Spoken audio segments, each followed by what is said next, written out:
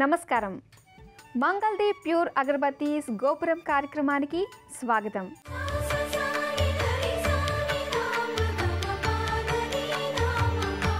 ఈరోజు గోపురంలో సాంప్రదాయాలు చెప్పుకునే ముందుగా అర్చనలో మహాగౌరిని స్మరించుకుందాం.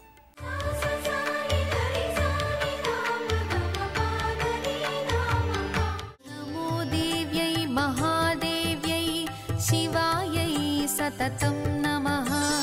నమః ప్రకృత్యై భద్రాయై నియతా ప్రణతా స్మతాం. రౌద్రాయై తే నమో నిత్యే గౌర్యై ధాత్రై నమో నమః. జ్యోత్స్నాయై చంద్రరూపిణ్యై సుఖాయై సతతం నమః.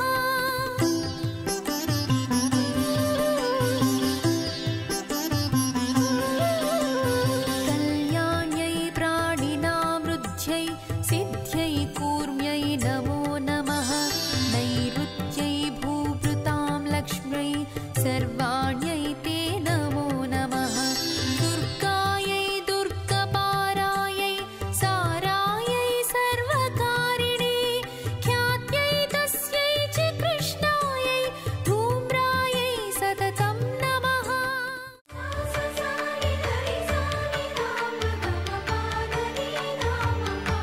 అట్ల తద్ది నోము ఎందుకు చేస్తారు? భోగి రోజు ఏం చెయ్యాలి? అసలు ఆధునిక యువతులకి అంటే ఈరోజు పిల్లలకి అట్ల తద్ది అంటే ఏమిటో కూడా తెలియకుండా పోతోంది. ఇది అట్ల తద్ది అనేటువంటిది ఒక వ్రతం. ఆ వ్రతాన్ని ఎవరైనా గ్రామీణ ప్రాంతాలకు వెళ్ళి చూస్తే దానిలో ఉండేటువంటి ఆనందం ఏమిటి, దానిలో ఉండేటువంటి అంతరార్థం ఏమిటి, అది చేయటం వలన పోయేటువంటి దోషాలు ఏమిటి, అనేక విషయాలు తెలుసుకునేటువంటి అవకాశం ఏర్పడుతుంది. ఇది గ్రామీణ ప్రాంతాల్లో ఎక్కువగా చేస్తూ ఉంటారు. అయితే సాంప్రదాయాల్ని పాటించేటువంటి వాళ్ళు అడప దడప ఎక్కడో నగరాల్లో కూడా మనకి ఒకళ్ళు ఇద్దరు కనపడుతూ ఉంటారు. అయితే దీనికి మనకి మామూలుగా ఏమిటంటే భోగి పండగ అని చెప్పేసి మనం సంక్రాంతికి ముందు చేసుకుంటూ ఉంటాం. అలా కొన్ని పండగలకి ముందు రోజు మనం భోగిని చేస్తూ ఉంటాం. అదేవిధంగా ఈ అట్ల తద్దికి కూడా ముందు రోజు భోగి అంటూ ఉంటారు. అయితే అట్ల తద్ది ఎప్పుడు చెయ్యాలి? ఆశ్వీజ బహుళ తదియ రోజు ఈ అట్ల తద్ది వ్రతాన్ని చేస్తూ ఉంటారు. దానికంటే ముందు విదయ రోజు అట్ల తద్ది భోగి అంటారు. అయితే భోగి రోజు ఏం చెయ్యాలి, అట్ల తద్ది రోజు ఏం చెయ్యాలి? ఈ వ్రతాన్ని సాధారణంగా కన్నపిల్లలుగా ఉన్నప్పుడే మొదలు పెడుతూ ఉంటారు. ఆ తర్వాత వివాహమైనటువంటి స్త్రీలు కూడా ఈ వ్రతాన్ని చేస్తూ ఉంటారు. వ్రతం ఏమిటి? పూజను చేస్తూ ఉంటారు. అయితే అట్ల తద్ది భోగి రోజు ఏం చెయ్యాలి? చూడ్డానికి కన్నుల పండుగగా ఉంటుంది, ఆనందంగా ఉంటుంది, సరదాగా ఉంటుంది, వేడుకగా ఉంటుంది. ఏమిటి ఏం చెయ్యాలి? అందరూ కూడా తెల్లారగట్టే లేస్తారు. తెల్లవారక ముందే లేచి తలంటు స్నానం చేస్తారు. అభ్యంగన స్నానం. ఆడపిల్లలందరూ కూడా ఒంటికి నువ్వుల నూనె, సున్నిపిండి, పసుపు పెట్టుకుని చక్కగా అభ్యంగన స్నానం చేస్తారు. ఆ తర్వాత స్నానం చేసిన తర్వాత చేతి గోళ్ళకి, కాళ్ళకి, చేతులకి చక్కగా ఆకు రుబ్బినటువంటి ఆకుతో గోరింటాకు పెట్టుకుంటారు. గోరింటాకు పెట్టుకున్న తర్వాత రాత్రి వండినటువంటి చద్ది పదార్థాలు ఉంటాయి కదా, పెరగన్నం, గోంగూర పచ్చడి, ఉల్లిపాయ పులుసు, నువ్వుల పొడి దీనికి ప్రత్యేకంగా వాడుతూ ఉంటారు. ఎందుకండి ఈ వంటకాలు ఎందుకు తినాలి, అంత పొద్దున్నే ఎందుకు తినాలి అనేటువంటి సందేహాలు కూడా చాలామందికి కలగవచ్చు. దీనిలో ఆరోగ్యాన్ని సూచించేటువంటి అనేక విషయాలు మనకి కనిపిస్తూ ఉంటాయి. ఏమిటి అంటే అందరూ కూడా ఇక్కడ గోరింటాకును తప్పనిసరిగా పెట్టుకోవాలి. ఎందుకు అంటే గోరింటాకు బాగా పండితే మంచి మెచ్చిన మొగుడొస్తాడు అని చెప్పేసి అందరూ సరదాగా అనుకుంటూ ఉంటారు. కానీ నిజానికి లోతుల్లోకి వెళ్ళినప్పుడు మనం చూస్తే ఏమిటంటే గోరింటాకు వలన గోరింటాకుకు హీలింగ్ పవర్ చాలా ఉంటుంది. ఆ తర్వాత క్రిమి కీటకాలన్నింటినీ కూడా నశింపచేసేటువంటి శక్తి ఉంటుంది.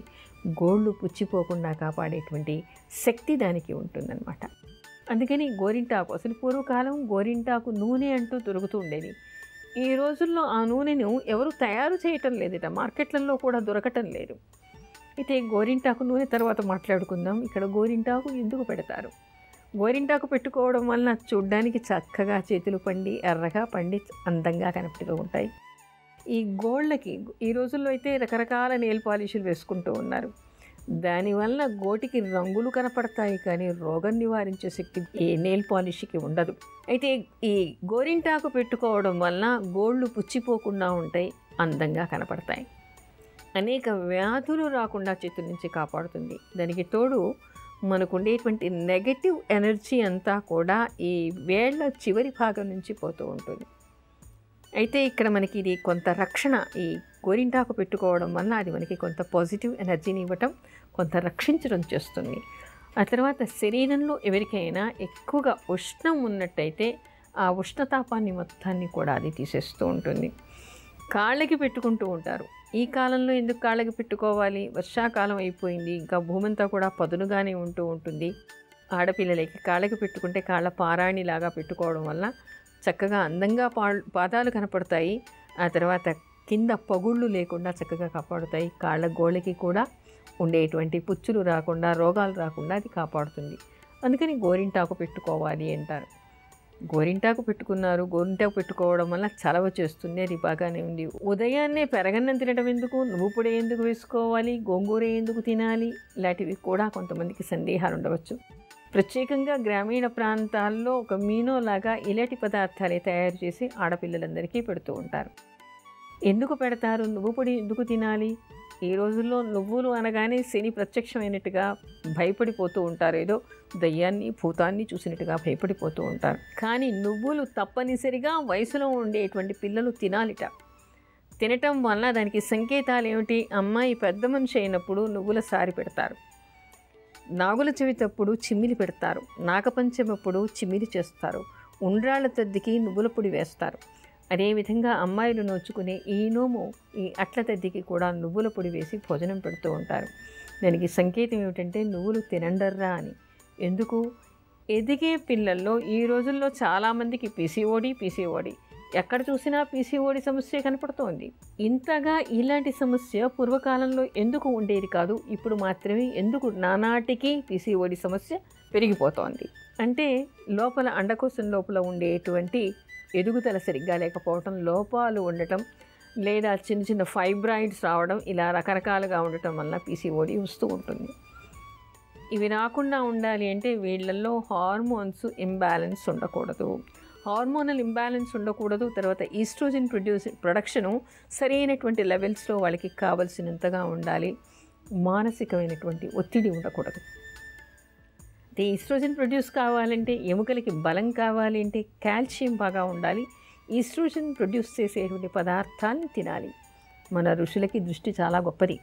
అందుకనే ఆడపిల్లలందరికీ కూడా ప్రతి సంవత్సరం ఏదో ఒక సందర్భంగా ఈ నువ్వుల్ని తినేటువంటి ఖచ్చితమైనటువంటి కొన్ని నియమాల్ని పెట్టారు. ఏమిటంటే అట్ల తద్ది రోజు తప్పనిసరిగా నువ్వుల పొడి అందరూ ఆడపిల్లలు ఆ రోజు వేసుకుని తింటారు. తినటం వల్ల ఆ నువ్వుల పొడి దేనికి సంకేతం? తినండర్రా, ఇది మీకు మంచిది అని దీనిలోని అంతరార్థం. తినటం వల్ల ఈస్ట్రోజన్ ప్రొడ్యూస్ చేస్తుంది, ఎముకలకి గట్టితనం, కాల్షియం కదా, ఎముకలకి గట్టితనం చేకూరుస్తుంది. ఆ తర్వాత ఈ పీసీఓడి లాంటి సమస్యలు రాకుండా అది కాపాడుతుంది. గోంగూరలో ఎంత ఐరన్ ఉంటుంది తెలుసు కదా. మరి వీళ్ళందరికీ ఐరన్ చాలా అవసరం. కంటి చూపు బాగుండాలి, శరీర స్థితి బాగా ఉండాలి. దానికి తోడు ఉల్లిపాయ పులుసు, పెరగన్నం తింటూ ఉన్నారు కాబట్టి దీనిలో ఉండేటువంటి ఉష్ణాన్ని తీసేస్తుంది. నువ్వుల్లో ఉండేటువంటి ఉష్ణాన్ని, గోంగూరలో ఉండేటువంటి ఉష్ణాన్ని అది తీసేస్తుంది. అందుకని పెరగన్నం దానికి తోడుగా పెడతారు, ఉల్లిపాయ పులుసు పెడతారు. తినడానికి కమ్మగా నోరూరించేలాగా ఉంటుంది పిల్లలకి. చక్కగా గోరింటాకు పెట్టి ఇంట్లో పెద్దవాళ్ళు ముద్దలు కలిపి చక్కని కథలు చెప్తూ వాళ్ళకి తినిపిస్తూ ఉంటారు. ఆ దృశ్యం మమతల్ని పెనవేసుకుని, ఆత్మీయతల్ని పెనవేసుకుని, ఆనందాన్ని పెనవేసుకుని చూడ్డానికి ఆ దృశ్యం కూడా ఎంతో ముద్దుగా ఉంటుంది. ఇదంటే రా కుటుంబం అని అనిపిస్తూ ఉంటుంది. ఇంట్లో అమ్మలు, బామ్మలు, మేనత్తలు, పెద్దమ్మలు, పెద్దవాళ్ళంతా ఉంటారు కదా. అలా పిల్లలందరినీ ఒక దగ్గర పోగేసి చక్కగా వాళ్ళకి స్నానాలు చేయించి వాళ్ళకి పొద్దున్నే ఇలా గోరుముద్దలు పెడతారు. ఆ తర్వాత ఇవి తిన్న తర్వాత ఆ గోరింటాకు చేతులు పట్టుకుని అందరూ పోలోమని చెట్లలోకి, తోటల్లోకి పరిగెడతారు. ఆ తోటల్లో ఉయ్యాలలు కట్టుకొని చక్కగా అత్తనివి తీరా మనసు, శరీరం అలిసేలాగా ఆడుతారు, పాడుతారు. పూర్వకాలం ఎలా ఉండేదంటే ఆడపిల్లలు బయటికి రావడానికి అవకాశాలు తక్కువ, చదువులు తక్కువ, ఇళ్లల్లోనే ఉండేవాళ్ళు. ఎవరైనా వస్తే గుమ్మం చాటు నుంచి మాట్లాడుతూ ఉండేవాళ్ళు. ఇక్కడ ఏమిటి, వయసులో ఉన్నటువంటి పిల్లలకి వాళ్ళ తోటి వాళ్ళతో చక్కగా ఆడుకోవడానికి, పాడుకోవడానికి, వాళ్ళ సమస్యలు చర్చించుకోవడానికి, ఒకరితో ఒకరు పంచుకోవడానికి ఇదొక మంచి అవకాశం అన్నమాట. అందరితో కలిసి స్నేహంగా ఉండడానికి. అందులో ఏమిటి, చల్లని గాలి. ఎక్కడ తోటల్లో ఎలా ఉంటుంది, మంచి ప్రాణవాయువు ఉంటుంది. చూడ్డానికి తోటల్లో ప్రశాంతంగా ఉంటుంది. ఆకుపచ్చని తోటల్ని చూడడం వలన కళ్ళల్లో ఉండేటువంటి దోషాలు పోతాయిట. అక్కడ ఉండేటువంటి పళ్ళు ఫలాలు తీసుకుని ఫ్రెష్గా తినటం వలన ఆరోగ్యం బాగుంటుందిట. అందులో తనివి తీరా హాయిగా నవ్వుకోవడం, పాడుకోవడం, ఆడుకోవడం. ఆ వయసు పిల్లలందరూ కూడా మైమరిచి ఆడుకోవటం వలన, ఆనందం వలన శరీరంలో తర్వాత మానసికంగా ఉండేటువంటి స్ట్రెస్ అంతా కూడా పోతుందిట. హాయిగా ఉంటుంది. ఇంకప్పుడు వాళ్ళకి రోగాలు ఎందుకు వస్తాయి, హార్మోనల్ ఇన్బ్యాలెన్స్ ఎందుకు ఉంటుంది, ఉండే అవకాశమే ఉండదు. అలా వాళ్ళు ఆడి పాడి అలాగే సాంప్రదాయాన్ని నిలబెట్టుకోవడానికి సాయంత్రం దాకా ఆడిన తర్వాత గోరింటాకు కడిగేసుకుని ఆ తోటల్లో ఉండేటువంటి చక్కని పువ్వులు, పత్రి అంతా కోసుకుని వస్తారు. ఎందుకు, మరునాడు అట్ల తద్ది నోము చేయడం కోసం అని చెప్పేసి. ఈ విధంగా ఎవరైనా అందులోని కమ్మదనాన్ని, ఆహ్లాదాన్ని అనుభవించాలంటే, అలాంటి ఆనందాన్ని కళ్ళారా చూడాలంటే గ్రామీణ ప్రాంతాలకు వెళ్ళండి. వాళ్ళతో కలిసి ఈ నోమును చేయండి. వాళ్ళతో కలిసి ఆడండి, పాడండి, తన్మయంలో మునిగిపోండి. అట్ల తద్ది రోజు పూజ ఎప్పుడు చెయ్యాలి? భోగి రోజు ఉదయాన్నే లేచారు, చద్దులు తిన్నారు, ఆ తర్వాత చక్కగా ఆడారు, పాడారు, అలసి తొలిసి ఇంటికి తిరిగి వచ్చారు. మరునాడు ఏం చెయ్యాలి? ఇక్కడ ఆధ్యాత్మికత, అక్కడ ఆరోగ్యం కోసం చేశారు, ఇక్కడ దోష పరిహారం కోసం. రాత్రి చంద్రోదయం అయిన తర్వాత గౌరీదేవిని పూజించాలి. చంద్రోదయ ఉమా గౌరీ వ్రతం అని దీన్ని అంటూ ఉంటారు. దీనికి అట్ల తద్ది నోము అనేటువంటి పేరు కూడా. ఆ రోజు ఏం చెయ్యాలి? సాయంత్రం వరకు ఉపవసించాలి. ముందు రోజైతే చద్దన్నాలు తినేస్తారు, ఆ రోజు ఉపవసించాలి. సాయంత్రం వరకు ఉపవసించి సాయంత్రం పూట రోజంతా కూడా గౌరీ నామస్మరణ చేస్తూ ఉండి, చంద్రోదయం అయిన తర్వాత ఈ శరదృతువులో చంద్రకిరణాలకి ఎంతో శక్తి ఉంటుందిట. ఆ చంద్రుణ్ణి తప్పనిసరిగా పూజించాలిట. అందుకని ఏం చేయాలి? చంద్రోదయం అయిన తర్వాత చంద్రుడికి అర్ఘ్యం ఇవ్వాలి, చంద్రుడికి పూజ చేయాలి, హారతి ఇవ్వాలి. ఆ తర్వాత ఉమామహేశ్వరులకి అంటే పార్వతీ పరమేశ్వరులకి పూజ చేయాలి. వ్రత కథ ఉంటుంది, ఆ కథ చదువుకోవాలి, అక్షతలు వేసుకోవాలి, దీపారాధన చేయాలి. ఆ తర్వాత నివేదన చేయటం ఏమిటి అంటే అట్లు నివేదన చేస్తారు. అట్లంటే తెలుసు కదా అందరికీ. ఈ రోజుల్లో మనం దోశలని చెప్పుకుంటూ ఉన్నాం. దోశలే అట్లు. ఇంట్లో శుభ్రంగా మినప్పప్పు, బియ్యం నానబెట్టి రుబ్బి దానితో అట్లు వేస్తారు. ఆ అట్లు వేసి ఆ అట్లని నివేదన చేస్తారు, అమ్మవారికి నివేదన చేస్తారు. దానిలో ఎన్ని రంధ్రాలు ఉంటాయో అన్ని వేల సంవత్సరాలు కైలాసంలో ఉండేటువంటి అవకాశం వాళ్ళకి వస్తుందిట. ఆ విధంగా చెప్తారంటే ఆ రోజు అట్లని నైవేద్యం పెట్టడం, అట్లని వాయనంగా కూడా ముత్తైదులందరినీ పిలిచి వారందరికీ కూడా తాంబూలం పండు, తాంబూలం పసుపు కుంకుమతో పాటు అట్లని వాయనంగా ఇస్తారు. లేదా వాళ్ళకి కూర్చోబెట్టి ఈ అట్లను తినమని చెప్పి అట్లు తినిపిస్తారు వాళ్ళ చేత. మనం మామూలుగా ఎవరికైనా విందు భోజనం చేసినప్పుడు అన్ని రకాలుగా వండి పెడతాం. ఈరోజు ప్రత్యేకంగా అట్లని అందరికీ పెట్టడం అనేటువంటిది ప్రత్యేక అంశంగా మనకి కనిపిస్తుంది. ఆ రోజు వాటిని మాత్రమే వాళ్ళు తింటారు. ఆ తర్వాత అమ్మవారికి పెట్టినటువంటి నివేదనలు కూడా వాళ్ళు స్వీకరించి ఆ రోజు నియమనిష్టలతో ఉంటారు. మరునాడు ఉదయం గౌరీదేవిని అంటే ఇక్కడ పూజ చేసేప్పుడు పసుపు గౌరీని స్థాపిస్తారు. మరునాడు ఉదయం వరకు కూడా బ్రహ్మచర్యంతో ఉండి నియమనిష్టలతో ఉండి మరునాడు తెల్లవారకుండా మళ్ళీ స్నానం చేసి పునఃపూజ చేసి పెరగన్నం నివేదన చేసి గౌరీదేవికి ఉద్వాసన చెప్పి ఆ తర్వాత గౌరీదేవిని నీళ్ళల్లో నిమజ్జనం చేస్తూ ఉంటారు. ఇక్కడ ముఖ్యంగా ఈ వ్రతం ఎందుకు చేస్తారంటే ఎవరికైనా చంద్రదోషాలు ఉన్నా, మాంగళ్య దోషాలున్నా అలాంటి దోషాలన్నీ పోయేటువంటి అవకాశం ఉంటుందిట.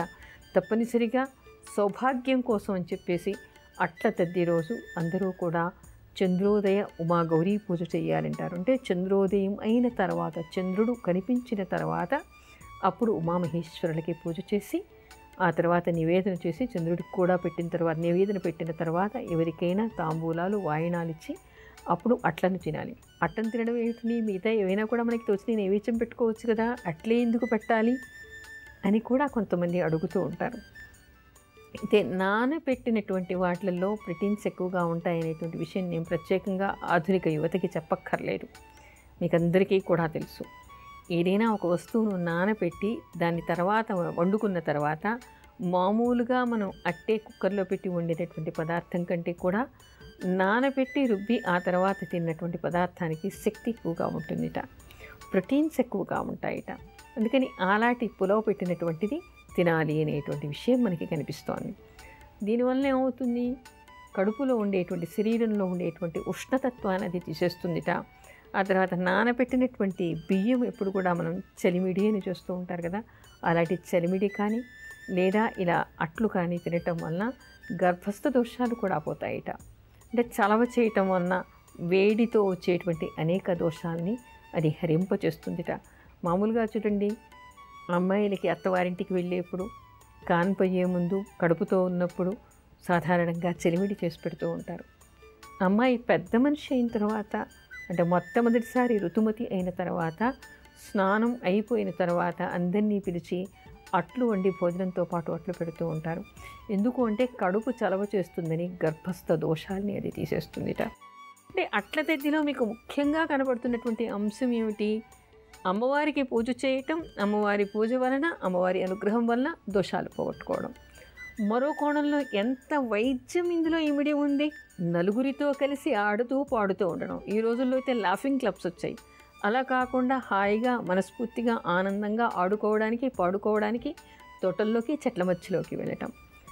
వైద్యపరమైనటువంటి ఏ అంశాలు ఉన్నాయో వాటిలో మిళితమై ఉన్నాయో అలాంటి ఆహార పదార్థాన్ని సేవించటం, మరునాడు ఉపవసించటం, మళ్ళీ రాత్రికి దోశని తినటం, అంటే అట్లని తినటం.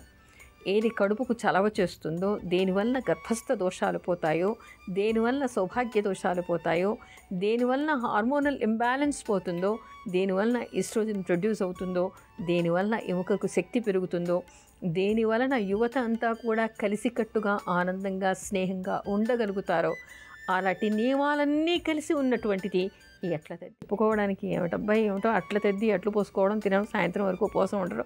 పండగంటే రోజో రకం వంట చేసుకోమని చెప్తారు, తినమని చెప్తారు. రోజు తినచ్చుగా, రోజు తినే దోశలు ఆ రోజు ప్రత్యేకంగా తినేదే ఉంది అనేటువంటి నెగిటివ్గా మాట్లాడేవాళ్ళు కూడా మనకి కనిపిస్తారు.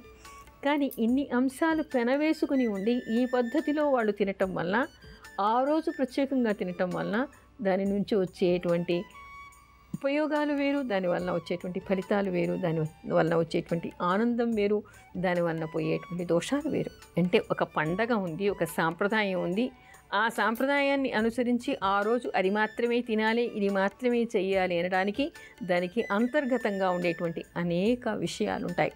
వాటిని తెలుసుకుని ఆ లబ్ధి పొందడానికైనా అవి చేస్తే మనం తప్పకుండా ఎన్నిటినో పొందగలుగుతాం. ఈ రోజుల్లో ఎవరికి ఈ పీసీఓడి అనేటువంటి సమస్య పూర్తిగా తగ్గిపోయేటువంటి అవకాశం ఏర్పడుతుంది. అయితే అట్ల తిథిలో మరొక విశేషం కూడా కనపడుతుంది. ఇది అభీష్ట సిద్ధి కోసం చేసేటువంటిది, సౌభాగ్యం కోసం చేసేటువంటిదిగా చెప్తారు. ఎలాంటి అభీష్టాన్ని నెరవేరుస్తుంది? పూర్వకాలంలో అమ్మాయిని మధ్యకాలంలో, మరీ పూర్వకాలంలో పురాణ కాలంలో కాదు, మధ్యకాలంలో లబ్ధి కోసమైనా ముసలి వాళ్ళకిచ్చి పెళ్లి చేసేటువంటి అనవాయితీ ఉండేదిట. ఆ పిల్లలకి ఏమయ్యేది, మధ్య వయస్సు వచ్చేసరికి అతనికి వయసు తీరిపోయి మరణించడం, వైధవ్యం వస్తూ ఉండేదిట. అంటే ఇక్కడ ఈ వ్రతంలో చెప్పేది ఏమిటంటే, ఈ వ్రతం ఎవరు చేస్తారో అప్పుడు ఈ వ్రతం మొదలుపెట్టి అట్ల తద్ది వ్రతం చేయటం వలన ఈడు జోడైనటువంటి భర్త లభిస్తాట ఆడపిల్లలకి. ఎవరైనా ఈడు జోడుగా ఉండాలని కోరుకుంటారు కదా. ఏదో ముసలి వాళ్ళని చేసుకోవడమో, 20 ఏళ్ళు తేడా ఉన్న వాళ్ళతో చేసుకోవడం అని ఎవరూ కోరుకోరు. అందుకని ఈడు జోడైనటువంటి భర్త, చంద్రుడికి అమ్మవారికి పూజ చేయటం వలన మనసున మనసై ఉండేటువంటి అనురాగం చూపించేటువంటి భర్త వస్తాట. అందుకని అట్టతది వ్రతం చెయ్యాలి అంటారు. ఎంత అద్భుతంగా ఉంది. అందుకే గోరింటాకు పెట్టుకుంటే అది ఎంతగా పండితే ఎలాంటి భర్త వస్తాడు అనేటువంటి సరదాలు సామెతలు చాలా ఉన్నాయి. అవి ఎలా ఉన్నా కూడా ఈ అట్ల తద్ది రోజు మాత్రం తప్పకుండా మనసైనటువంటి వాడు, అనురాగంగా చూసుకునేటువంటి వాడు, ఈడు జోడైనటువంటి భర్త రావడం కోసం అని చెప్పేసి ఈ అట్ల తద్ది నోము చేసేటువంటి ఆచారం ఉంది అనేటువంటి విషయం కూడా మనకి అనేక గ్రంథాల్లో కనిపిస్తోంది.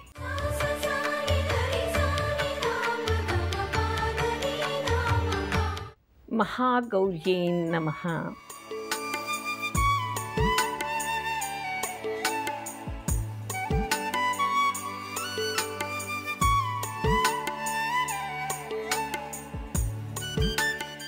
మహాగౌరి ఎవరు? ఆ పార్వతీదేవి. ఆ గౌరీ పూజని మనం అస్తమానం చేస్తూ ఉంటాం. చిన్నప్పటి నుంచి అనేక వ్రతాల్లో మనం గౌరీదేవిని స్మరిస్తూ ఉంటాం. పెళ్లినాట ముఖ్యంగా మాంగళ్యధారణకి ముందుగా పెళ్లి కూతురు గౌరీదేవి పూజ చేస్తూ ఉంటుంది. గౌరీదేవి అనుగ్రహం ఉంటే సౌభాగ్యం లభిస్తుంది అంటారు. ఈ అట్లతద్ది నోము రోజు కూడా ఏం చేస్తున్నాము? గౌరీదేవి పూజ చేస్తూ ఉన్నాం. ఉమాదేవి పూజ రాత్రిపూట చేస్తూ ఉన్నాం. అందుకని ఆవిడని ఈ మహాగౌరీ నమః అనేటువంటి నామంతో అర్చించడం వలన ఆ గౌరీదేవి అనుగ్రహానికి పాత్రలయ్యే అవకాశం ఏర్పడుతుంది. గోపురంపై మీ అమూల్యమైన సలహాలు మాకు తెలపండి. మా చిరునామా Gopuram, care of Zee Telugu, post box number 102, Khairatabad, Hyderabad 5,04,000. మా ఈమెయిల్ ఐడి gopuram.ctelugu@gmail.com. చూశారు కదా, ఇది ఇవాల్టి మంగళదీప్ ప్యూర్ అగరబత్తీస్ గోపురం కార్యక్రమం. మరో ఎపిసోడ్లో మళ్ళీ కలుసుకుందాం. అంతవరకు సెలవు. నమస్కారం.